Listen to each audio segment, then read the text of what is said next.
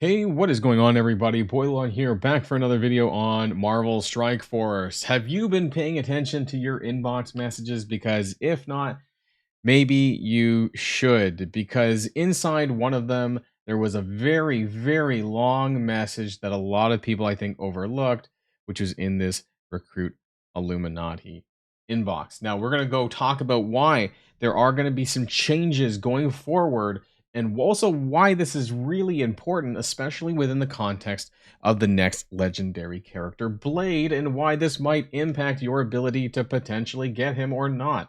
So I want to talk about all that and more in today's video. So if you're ready to go, let's boil this down.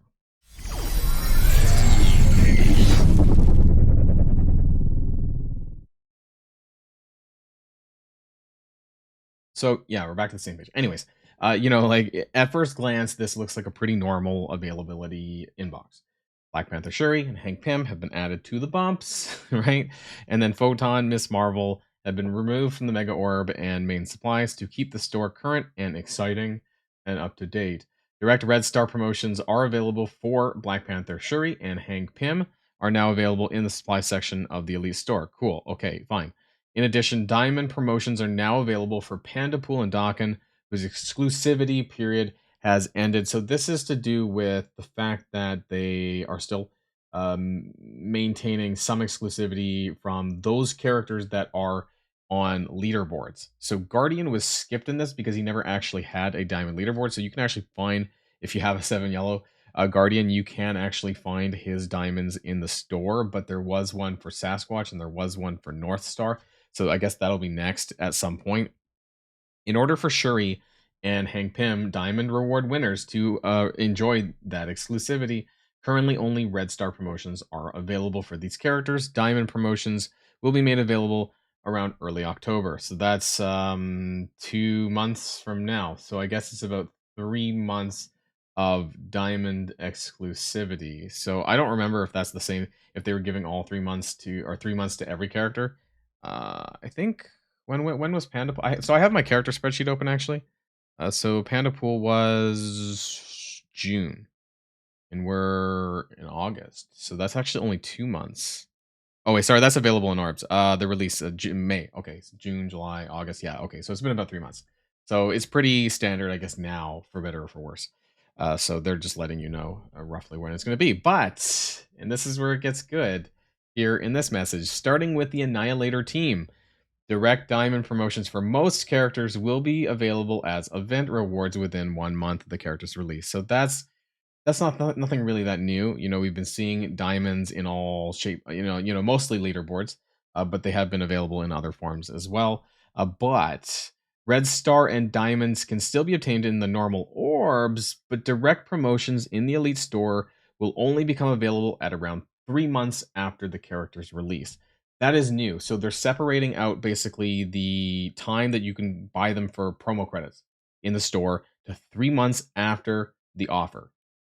That's changed because normally it would coincide with the bumps as well, and we're not done yet. However, what this means is that I think that you could test your hand and your luck at a random drop, right? Like, so you could pull an elite orb after they're out of the focus period, and you still have a very slim chance to get it. I don't know what it is now, like 0.45% per character. It's very low, anyways, for an individual character. But if you for whatever reason didn't pull the red star that you wanted in the focus period, make sure you do that, right? Like if you want a 7 red or a 6 red, get it when you can. Otherwise, you're going to be waiting 3 months, or you get really lucky in a random other pull, which is usually not likely. Because I actually screwed up on Guardian, and I didn't actually pull red stars on Guardian for some reason. I forgot. And I've been trying to get his red stars in the promo store. I mean, luckily he's in the promo store, but the fact is that it can be a real pain in the ass afterwards to get red stars for characters if you didn't do it or you forgot. So make sure you do that. Similarly, character shards will not be added to the bumps until around 3 months has passed after release. This is a pretty big deal, I think, especially for free-to-play players, because there was a pretty good chance that between all of the available sources, and especially the Ultimus Store and Ultimus Orbs, believe it or not, that was actually a pretty decent source of extra shards for new characters. I'll let you know on what I was doing beforehand. I think I've mentioned it in other videos, but there was a little trick that I was doing in order to get extra shards for, like, say, Spider Society or Cabal, characters like that. The character shard availability after release will be shifted to event rewards, character orbs, and battle passes. Now, I don't know what they mean by character orbs. Maybe they mean the stupid, the ones that we have right now with the annihilators. Maybe that's what they mean by character orbs, or they mean the 675 core orbs. I'm not sure. It's not super clear what that means exactly. Event rewards would just be through milestones, I guess. Other ways that they want to do that, and then the battle passes. Now, what's interesting is it doesn't say strike pass; it does say battle pass, but I hope what they mean by that is like either or in the future. And that hopefully that guarantees the fact that they will be in one. We know that the next strike pass for Black Panther, Shuri, and Hank Pym, it's actually a dual joint pass. So I don't know how many shards are actually going to be available for each of the characters, but they're at least in the bumps, right? So going forward for the other characters, I don't know what it's going to look like exactly. Maybe they'll revamp the passes with this in mind. But the 3 months into the bumps is a pretty big deal when you look at what the time between character releases were for bumps. So this is Spider Society, which was Peter B. Let's say was released in April the 4th, and then it was available in the orbs on the 16th of May. So it was about 5 weeks, maybe 5 to 6 weeks, for Spider Society when they went into the bumps, which means that they're available in the premium orb, the mega orb, and the Ultimus orb, and the Ultimus store as well. Some characters actually go a little bit less. Pandapool and like usually the later character, because all of them get added at the same time actually. So normally the later character, like Penny for example, means that it's been less time since Penny's been released when they're in the orbs, because they all just they were doing the team like all at once. So now this has changed, and they're drawing a hard line between basically the Illuminati and what is now the new era of Marvel Strike Force, right? Patch 8.3, which was Ares and Gladiator and all this stuff right now. So these are the new base stat improvements to these characters, who are obviously a lot more stronger than some of the other characters in the past, because they're not reliant on their team buffs to gain such insane stats. So they're trying to it seems like they're trying to drive a wedge once again between free to play and spenders, but this one's a bit more shady, I think, because it was kind of hidden in this message that a lot of people didn't really get to. I mean, I don't, as of I'm recording this late on Wednesday night, but I didn't actually see much discussion about this. There was one thread on Reddit, and it was discussed later on my Discord server, and I think the MSFPV server as well, that was brought to the attention. But this is a bigger deal for people who I think kind of use this method to collect shards. It does say, however, there are no changes to the characters. It says fountaining date, but the farmability date, right? So the 4 months, that's still unchanged according to them. Hopefully they stick to that. But for example, oops, I went a bit too far. So this green column is my farmable chart, and over here is like how many days. So Peter B, for example, was about 118 days. So they're still on target for that 4 months. In fact, like I said, Penny, the last character of each team, tends to get there a bit quicker. So Penny was only 96 days from offer to farmability. Crucible store kind of sucks, right? But I digress. And so they're still, hopefully they'll be maintaining that, I guess. Which the next character up would, next two would be Pandapool and Dakin. Pandapool's at 99 days as of recording this, so probably in about 2 weeks we should see them, and that'll just be for those two though until we jump into Alpha Flight, which I guess we're still over like a month and a half from Alpha Flight being farmable, because North Star was the first character. So what does this all mean? Well, for those of you who maybe use the Ultimate Store to be able to, shard farm a little bit more, you're not going to do that. This also has implications for the upcoming Legendary event, which is it's going to be Blade. Like, I'm not going to, I'm almost 95% sure it's going to be Blade. I'm not going to beat around the bush with this. It doesn't require its own separate video. I did a video talking about all of the characters coming up over the next two teams of Orcus and Night Stalkers, and I can pretty much almost guarantee it's Blade.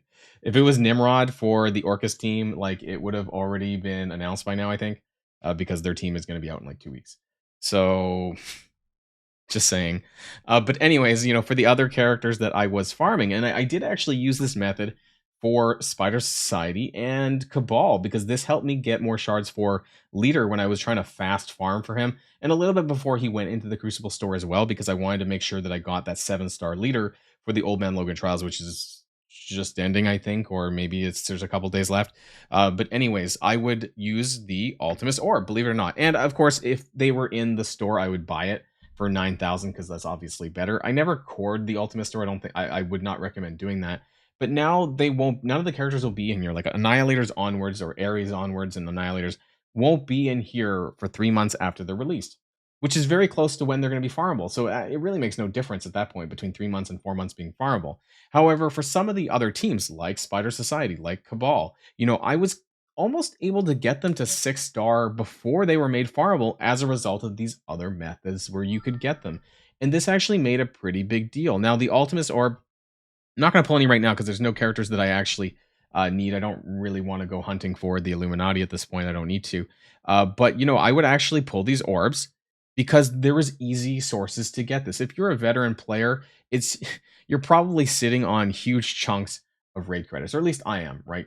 2.7 million because you can't buy G18 yet out of the store. Well, you kind of can. So you can kind of spend your credits on TL Epic orbs if you want. So it's kind of there if you need it. But I don't really need anything. I don't even really need G18 minis.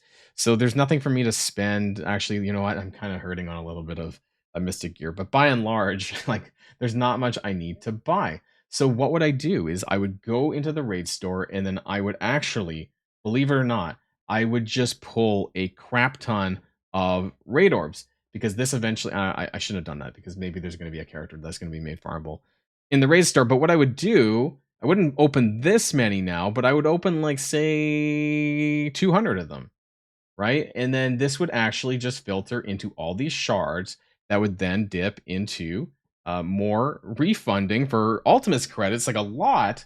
And then I would use those same Ultimus credits to then, it's not, it's RNG at the end of the day, but there, every time you get a drop of the character that you want, yes, I realize it's low, 0.5%, but you would get 6 shards. And every orb would give you 3 times 6. So 3 chances of 6 shards for that character. And while it doesn't seem very good, this was a good way to bridge the gap free to play to get those additional shards to maybe get that extra rank level. Maybe bridges that between 4 and 5-star. I'll share with you guys what I have for my Illuminati because obviously I'm not going to be able to do this with my.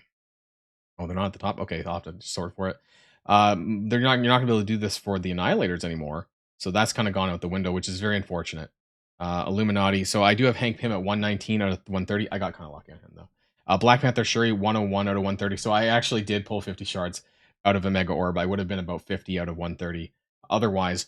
But for these shards, like I'll probably do the same thing. If I don't get it through other means, I want to get to that 5-star, obviously for Legendary Blade. But those Ultimus orbs were actually quite helpful for me in order to be able to do this. And now that's out the window. And I think that they're trying to squeeze more money out of players. I don't know what's left, honestly, because light spenders are already buying passes. So the pass spenders are still going to buy passes. But I think they're just making unfriendly decisions. There's no reason to hold off on putting the characters into these orbs. They're already so diluted as it is. Where the hell are they?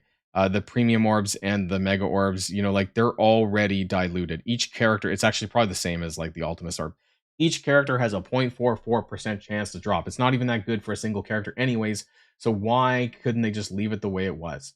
Right? The mega orbs also, this is going to get stalled.